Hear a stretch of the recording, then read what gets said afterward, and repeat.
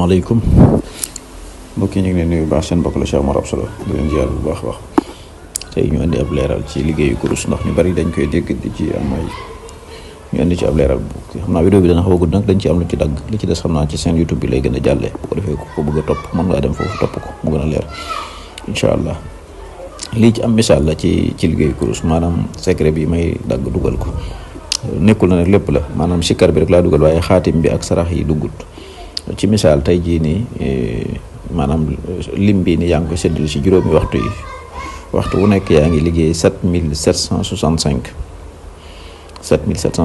ci turu yàlla wi di Latif soo demee ba waxtu wu mujjoo muy jee nga liggéey ko 7769 bu ko defee nga am lim bi léegi nag loolu ngay liggéey diirub juróom-ñeenti fan léegi yow mi yor sa machine calcul jëlal nga calcul 7765 nga multiplier ko par 4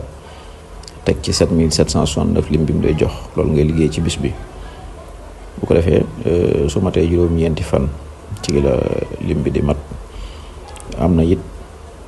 ñeenti sarax yu muy àndal sarax bu ci nekk 129 lay doon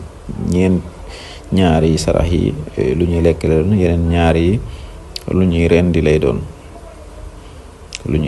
doon maanaam lu ñuy rendi ut ci 129 loolu nag dafa bokk ci dëgg-dëgg sir